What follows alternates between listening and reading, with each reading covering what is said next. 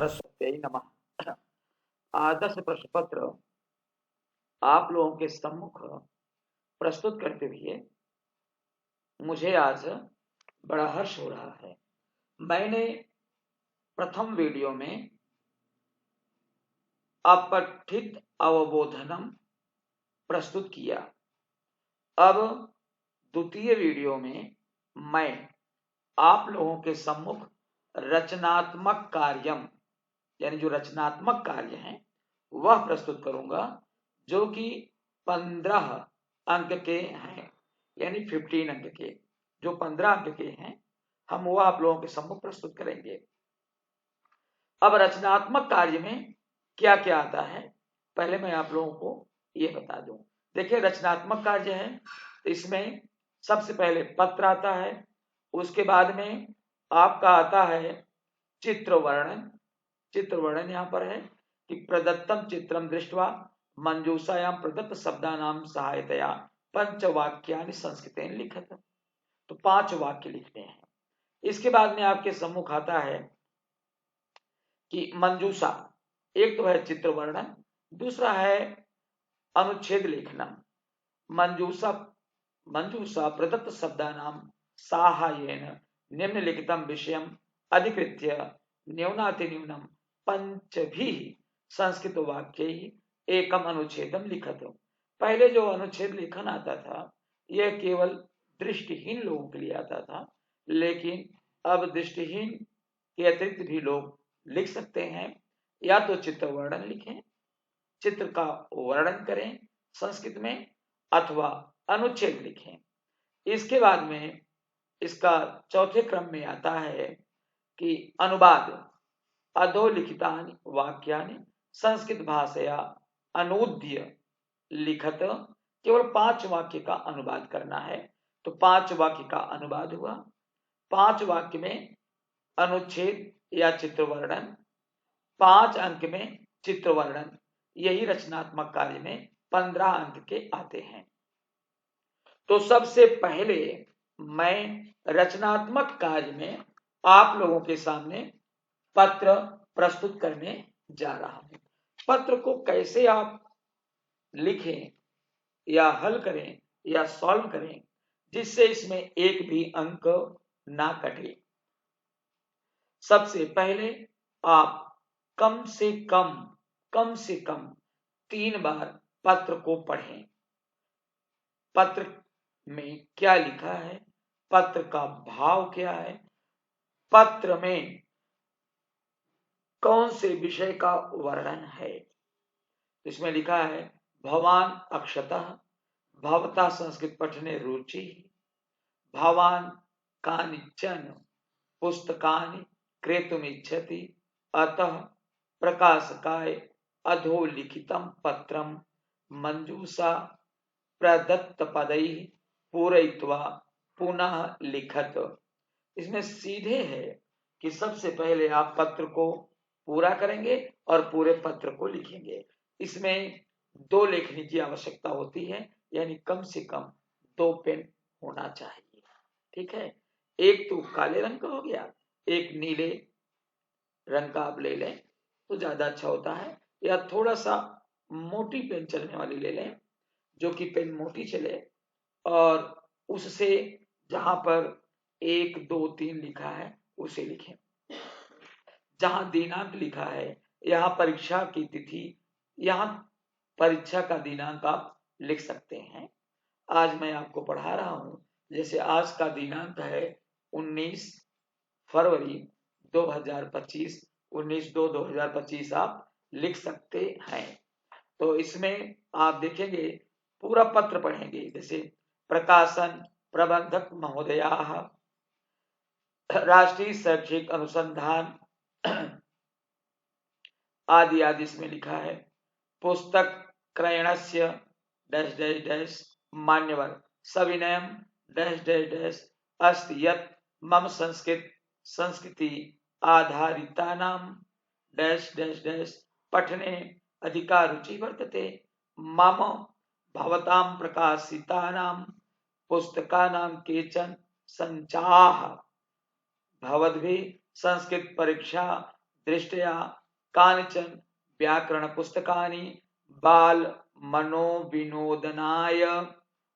मनोविनोदनाय कथा पुस्तकानि च प्रकाशितानि सन्ति। पुस्तकेषु अहं कानिचन पुस्तकानि वाञ्छामि, तेषां सूची अधः अस्ति। कृपया पत्रालय माध्यमेन संप्रेष्य माम् अनुगृह्णन्तु भवन्तः। पुस्तक सूची: अभ्यासवानुभव, व्याकरण वीथि, बाल कथावली, व्याकरण सौरभ, विनीतः। अब यहाँ पर दिया गया है आपका मंजूषा। पुस्तकानि सन्ति निवेदनम सेवायां तेषु संदर्भे पुस्तकानां समीपे संलग्ना अक्षतः। इतना पूरा ये नाम दिया गया है। अब आप देखें कि आप क्रम से आप सबसे पहले जब आपने पत्र को पढ़ा तो आप फिर मंजूषा को पढ़ा, तो इसमें दो तीन चीजें होती हैं। एक तो यथाकर्ता तथा क्रिया को देख लें, विशेषण और विशेष्य को देख लें। इन्हीं दोनों के अंतर्गत आपके 50% उत्तर मिल जाएंगे। और शेष आप ऊपर देख लें। सबसे पहले कि जब आप पत्र लिख रहे हैं तो सबसे पहले संबोधन करेंगे, तो संबोधन से पहले जब कार्यालयी पत्र लिखते हैं तो उसमें संबोधन में सेवा शब्द होता है। तो आप यहाँ देख रहे हैं, यहाँ लिखा है सेवायाम। इस पद को उठाएंगे और यहाँ लगाएंगे सेवायाम। दूसरा लिखेंगे पुस्तक क्रयणस्य, पुस्तक खरीदने के, तो यहाँ पर आएगा संदर्भे। तो दूसरे में क्या होगा? संदर्भे। सविनयम, सविनय विनय करेंगे तो निवेदन जरूर करेंगे, तो सविनयम निवेदन जहां शब्द होगा उसे उठाकर लगाएंगे। निवेदनम अस्ति यत मम संस्कृत संस्कृति आधारितानाम, तो यहां पर षष्ठी का है पद, तो यहां पर देख ले आप षष्ठी का पद पुस्तकानाम पठने अधिका रुचि वर्तते। मम समीपे भवतां प्रकाशितानां पुस्तकानां केचन संचाः सन्ति। यहाँ बहुवचन संचाः है, इसका क्रिया होगा सन्ति। भवद्भिः संस्कृत परीक्षा दृष्टया कानिचन व्याकरण पुस्तकानि बाल मनोविनोदनाय कथा पुस्तकानि च प्रकाशितानि सन्ति। तेषु, क्योंकि पुस्तकेषु है, पुस्तकेषु यह विशेष है, तो तेषु विशेषण यहाँ लगाया जाएगा। तो तेषु पुस्तकेषु अहम कानिचन पुस्तकानि वाञ्छामि। तेषु सूची अधः संलग्ना अस्ति। कृपया पुस्तकानि पत्रालय माध्यमेन संप्रेष्य माम अनुगृह्णन्तु भवन्तः। पुस्तक सूची, अभ्यासवानुभव, व्याकरण वीथि, बाल कथावली, व्याकरण सौरभ, विनीतः। विनीत कौन है? नीचे नाम, जिसके नाम से ये पत्र है, अक्षतः। तो यहां भी है अंतिम पद अक्षतः, यहाँ अक्षतः रख देंगे तो आपका पत्र पूरा हो जाएगा। और पत्र लिखते समय ध्यान रखेंगे आप कि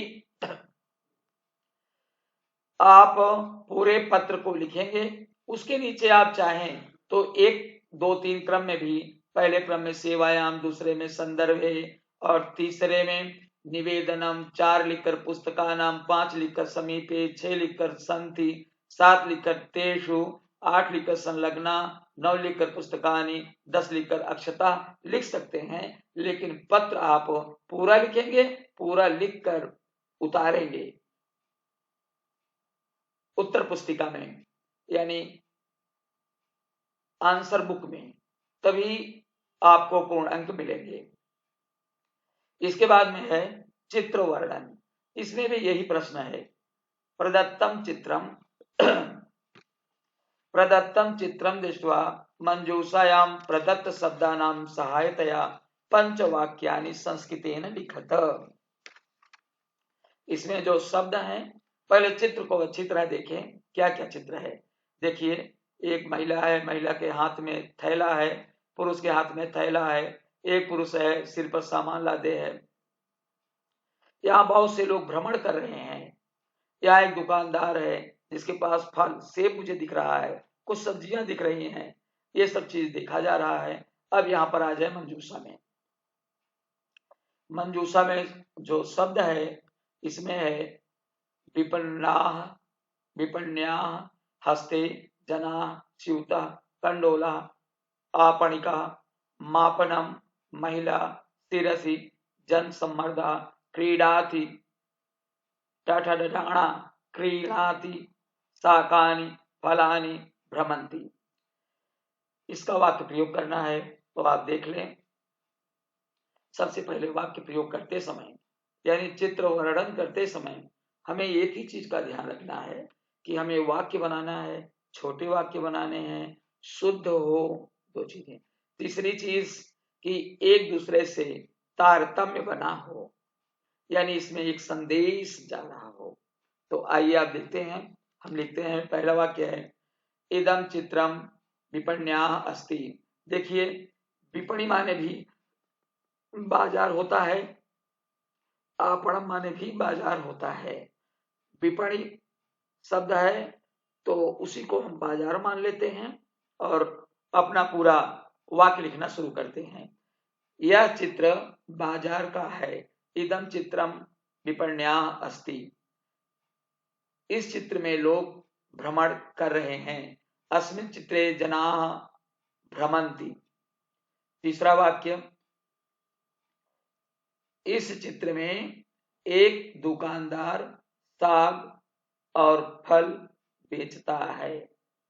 तो अस्मिन् चित्रे या अत्र एका आपणिकः शाकानि फलानि च विक्रीडाति। चौथा इसका पद वाक्य बनेगा, इस चित्र में एक महिला सागों और फलों को खरीदती है। अस्मिन् चित्रे एका महिला शाकानि फलानि च क्रीडाति। इसमें टाटा डरा अणा, तो क्रीणाति, क्रीडाति। वह महिला बाजार श्वेत माने थैले को लेकर आई है। तो सा महिला आपणम स्यूतम नीत्वा आगतवती या आगच्छत। हमने 5 वाक्य बनाए। नंबर 1, इदम चित्रम विपण्याः अस्ति। दूसरा, अस्मिन् चित्रे जनाः भ्रमन्ति। तीसरा वाक्य, अस्मिन् चित्रे या अत्र एकः आपणिकः शाकानि फलानि च विक्रीणाति। चौथा वाक्य, अस्मिन् चित्रे एका महिला शाकानि फलानि च क्रीणाति। पांचवा, सा महिला आपणम स्यूतम नीत्वा आगतवती या आगच्छत। इसके बाद में है, या तो ये चित्र वर्णन कर ले या तो आप अनुच्छेद लेखनम। इसके बाद मैं अनुच्छेद लेखनम आपके सामने प्रस्तुत कर रहा हूं। मंजूषा प्रदत्त शब्दानां साहाय्येन निम्नलिखितं विषयम् अधिकृत्य न्यूनातिन्यूनं पंचभिः संस्कृत वाक्यैः एकम अनुच्छेदम लिखत। भगवान श्री राम के लिए मैं यहाँ पर 5 वाक्य लिख रहा हूं, बता रहा हूं, ध्यान से सुने आप लोग। अयोध्यायां मर्यादा पुरुषोत्तम श्री रामस्य जन्म अभवत। अयोध्या में मर्यादा पुरुषोत्तम श्री राम का जन्म हुआ। श्री राम सर्वज्ञः सत्य प्रियः च आसीत। भगवान श्री राम सर्वज्ञ, धर्मज्ञ, सत्य प्रिय थे। तीसरा वाक्य, श्री राम जनानां पुत्रमिव पालयति स्म। श्री राम लोगों को पुत्र की तरह पालते थे। नंबर चौथा, ऋषिया मुनिया तस्यैव जपम कुर्वन्ति, ऋषि और मुनि उन्हीं का जाप करते हैं। पांचवा, जनाः श्री रामम देवम मत्वा पूजयन्ति, लोग श्री राम को देव मानकर पूजते हैं। इस तरह से मंजूषा का वाक्य पूरा हुआ। और अगला है हमारा अनुवाद। अधो लिखितानि वाक्यानि संस्कृत भाषया अनुद्य लिखत, केवलम पंच वाक्यम, केवल 5 वाक्य लिखना है। यहाँ पर 7 वाक्य दिया गया है। तो माता पिता देवता के समान होते हैं। अनुवाद करते समय एक चीज ध्यान रखिएगा, 7 वाक्य हैं, 7 वाक्यों को पहले अच्छी तरह पढ़िएगा। जिसके अनुवाद आपको आसानी से बनाने में सुगमता, सरलता, सहजता मिले, उन्हीं अनुवादों को आप बनाइएगा, करिएगा और कुछ छोड़ दीजिएगा, ठीक है, जिससे कि आपके नंबर ना कटे। संस्कृत में नंबर बिल्कुल नहीं कटते, अगर आप इस तरह आप लिखेंगे तो आपको पूरे नंबर मिलेंगे। तो आइए देखिए, माता पिता देवता के समान होते हैं। माता पितरो देवतुल्यो भवतः। दूसरा है, आत्म सम्मान ही सबसे बड़ी संपत्ति है। आत्म सम्मानम एव बृहत्तमा या सर्वश्रेष्ठा संपत्ति ही अस्ति। तीसरा वाक्य, मेरे पिताजी सुबह कार्यालय जाते हैं। मम पिता प्रातः काले कार्यालयम गच्छति। चौथा, कल मेरे सभी मित्र मेरे घर आए थे। कल यहाँ पर भूतकालिक शब्द है, तो आप भूतकाल के कल का प्रयोग करेंगे। ह्यः मम सर्वाणि मित्राणि मम गृहम आगच्छन। कौन आए थे? मेरे सभी मित्र क्या किए थे? आए थे। तो यहाँ पर यथाकर्ता तथा क्रिया के अनुसार क्रिया आगच्छन बहुवचन में प्रयोग आएगी या प्रयोग की जाएगी। कल हम सब खेलने जाएंगे। स्वः वयम, क्रीडनाय या खेलनाय या क्रीडितुम खेलितुम, तुम प्रत्यय लगा करके खेलितुम क्रीडितुम लिख सकते हैं, नहीं तो क्रीडन के चतुर्थी विभक्ति का प्रयोग आप करके क्रीडनाय खेलनाय। गमिष्यामः, गम धातु का यहाँ पर कल कौन सा आया? भविष्य काल का। तो यहाँ पर स्वः लिखे। देखिए, एक भूतकाल का कल है, एक भविष्य काल का है। तो जो कल भूतकाल का है वहां पर यह का प्रयोग होगा, और जो भविष्य काल का कल है उसके लिए स्वः का प्रयोग होगा। तो स्वः वयम क्रीडनाय गमिष्यामः। और अगला अनुवाद है छठा, सभी का आदर होना चाहिए। सर्वेषाम आदरः भवेत, सभी का आदर होना चाहिए। और अंतिम है 7वां अनुवाद, हम सब श्लोक गाते हैं। वयम श्लोकम गायामः, वयम श्लोकम गायामः, यह है। कल हम सब खेलने जाएंगे। स्व वयम क्रीडनाय खेलनाय या क्रीडितुम खेलितुम गमिष्यामः, सभी का आदर होना चाहिए। सर्वेषाम आदरः भवेत, हम सब श्लोक गाते हैं। वयम श्लोकम गायामः, इस तरह से पूरा आपका यह रचनात्मक कार्य पूरा हुआ। और यहीं तक कल हम आपके सामने यानी अगला वीडियो हम बनाएंगे, और वह वीडियो होगा अनुप्रयुक्त व्याकरणम, जो 25 नंबर का आएगा। वह भी आदर्श प्रश्न पत्र से ही लिया जाएगा। इस तरह आपका यह रचनात्मक कार्य पूरा हुआ। आप सभी लोगों को शायद थोड़ा भी उपयोगी यह हो तो मैं अपना श्रम सार्थक समझूंगा। दर्शनाय धन्यवादः। नमो